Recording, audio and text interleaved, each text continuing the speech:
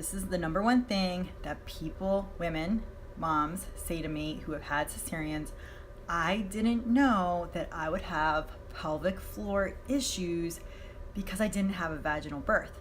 I mean, yeah, when you think about it, you say, I might only have an issue because I've had a vaginal birth. Like, that should be the only reason, right?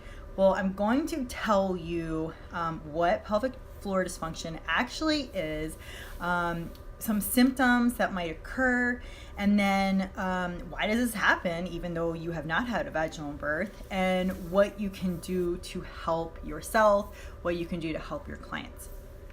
So first of all, pelvic floor dysfunction is basic, in a very oversimplified way of putting it, it's basically muscles that are weak, muscles that are high, muscles that are weak or too strong, not working properly, and they're causing issues around your pelvis.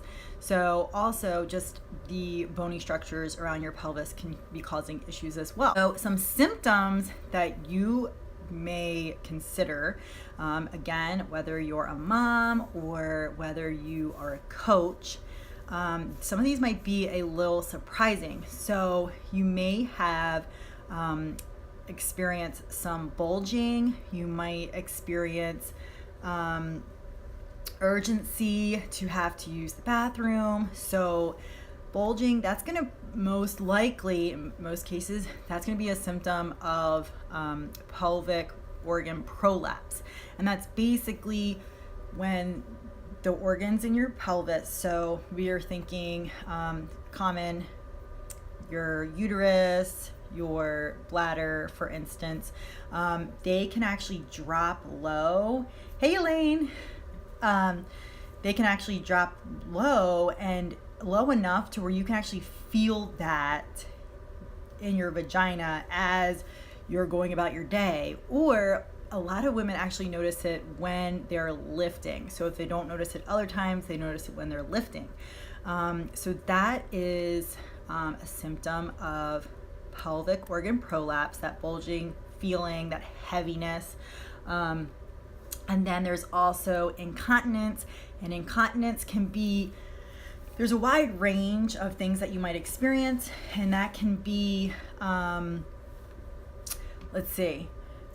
I was mentioning, urgency, like if you are, okay, you're totally fine, and then all of a sudden you're like, oh my God, I have to pee right now. I have to pee right this second. Like, that is urgency. That is, you shouldn't go from not having to pee at all to suddenly you have to use the bathroom right this second. Your body should be giving you those signals sooner than that you might have to pee. Also, there's frequency. If you feel like you're having to use the bathroom all the time. From my background is in rushing kettlebells, and I noticed it almost all the time. People in their workouts will be running to the bathroom throughout their workout. Your body, unless you're drinking a ton of water, your body should be able to handle a workout for 1 hour without having to use the bathroom. That's what should happen. And a lot of times when we're lifting, for various reasons, and we'll kind of discuss that a little bit, we may experience the urge to have to pee quite often, even if we're not drinking that much water. So we have incontinence, we have urgency, we have frequency. We also have loss of bladder control during lifting. For instance, if you're lifting something heavy, this is very common, I hate to say, but among CrossFitters, among runners, where all of a sudden they just have to pee and they have lost total control. So I know this has happened. I ran track in high school, and a lot of the athletes would actually just have to pee as they're running. Again, I don't want to pick on CrossFit, but this is pretty common in CrossFit. Women will just lose bladder control altogether. Very, very, very common you'll see and you'll hear, I think some moms like to call it peasing, and it's kind of like, okay, it's kind of funny, but it's actually not. Like, yeah, a lot of moms are experiencing this, but it's not normal. So that is the biggest takeaway right now, is these things are common. These things are very common. I can, again, like yesterday, I can count on 10 fingers people that I know who this happens to them. They sneeze and they lose control of their bladder.